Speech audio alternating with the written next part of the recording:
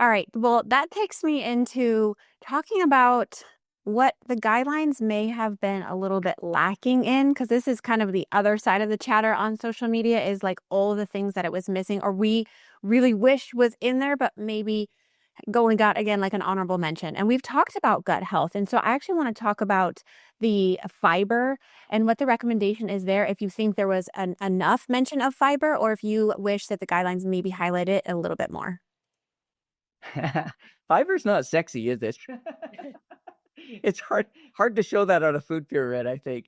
But I mean, we've heard this message for a long time, and we've used it in cardiology for a long time. Is fiber is really a great lever against LDL cholesterol, against cholesterol, etc. It's a great food swap, and it's a great way for gut motility. So I don't advise people to eat paper, but there are a lot of great foods that are high fiber that I think we're missing out. And so for me, yeah, I mean, the mention of fiber, again, if you omit or include everything, that is an important thing to talk about. I don't know why it was not, I guess, played a little bit more in the guidelines. But to me, if there's one thing I would add as extra every time I talk to people, is that that's a very simple way to improve your health is to think of whole foods that are high in fiber,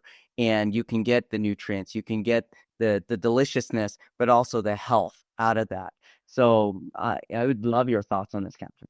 Absolutely. And I could not agree more. There's so many health benefits associated with consuming an adequate dietary fiber intake, cardiovascular, weight management, prevention of obesity, helping with blood sugar management for diabetes. So there's so many health benefits, but unfortunately, we consistently see that Americans are far from meeting the recommendation, like really far from meeting the recommendation on consuming adequate dietary fiber. And that's really across the entire lifespan.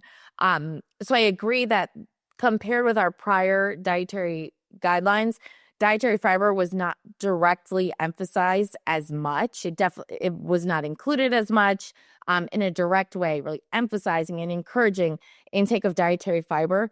They did encourage and retain that recommendation to consume adequate intakes of fruits and vegetables, which is great as they are fantastic sources of dietary fiber.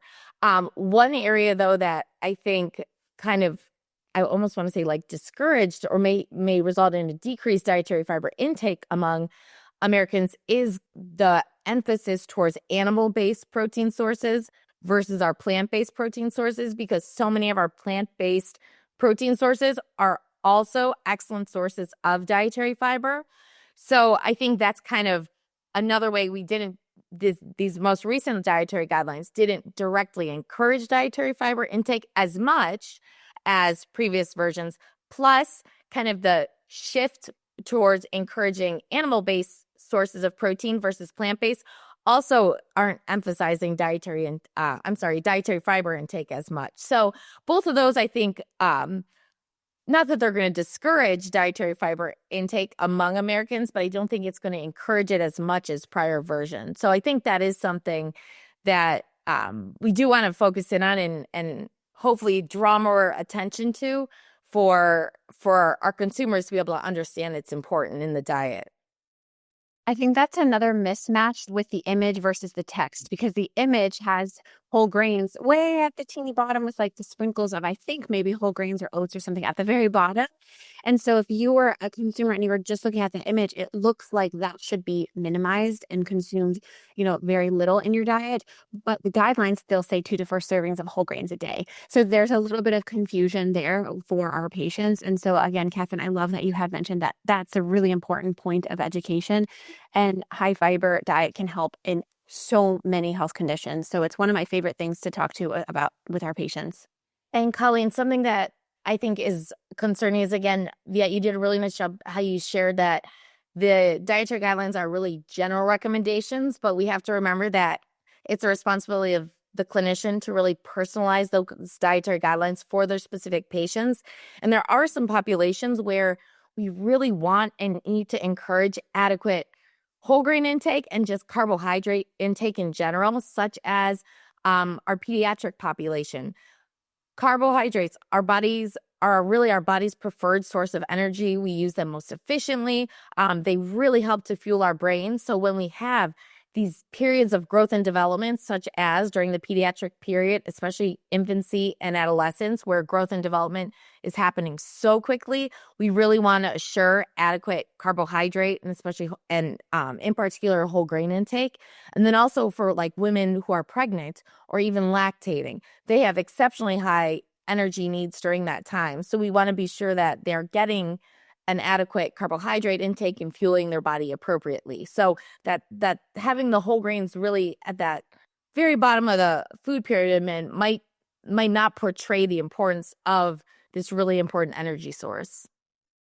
I want to point out and talk about another difference in these guidelines, and it was the lack of guidance or even mention about plant-based milk alternatives.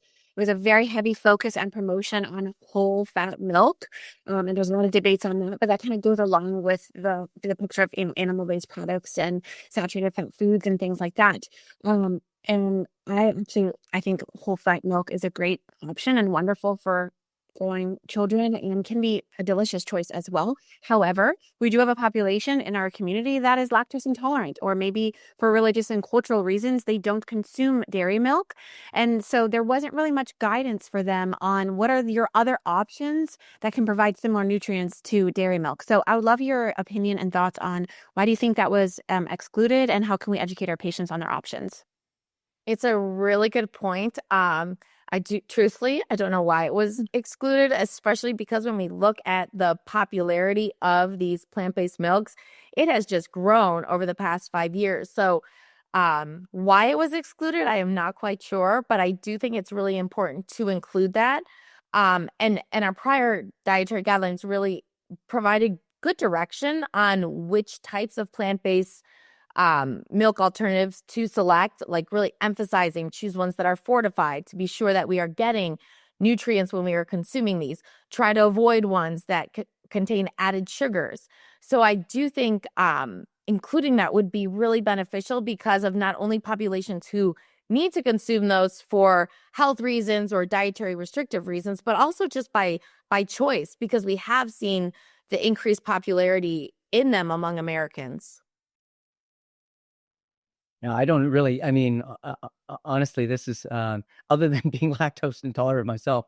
Um, I think it falls back to when you shorten something, to 10% of what the original larger documents are. It just things fell out, and I hope that the committee, as they come back to this, for 2030 to 2035, that they will recognize perhaps they swung too far one way, or they develop maybe flip it and develop a bigger guide to then say, okay, these are the things that we didn't have in the original 11-page document. Another common thing that is discussed online and that's missing or kind of changed in these new guidelines is the guidance on alcohol consumption. Previously, we had recommendations to limit it to 2 drinks for men, 1 for women, and now these guidelines just kind of say limit. And the issue and the concern with some people is that that's too broad, it's too vague for our patients. So I would love to hear your thoughts on this guideline lacking maybe some specificity. If I may, I think an analogous way to think about this, again, it's if you think of the guidelines, they're meant for broad communities and to think of all of us together. And so you could be specific, and that was certainly in the prior guidelines, as you say, less than 1 for women, less than 2, for men, and here consuming less. So I think about exercise.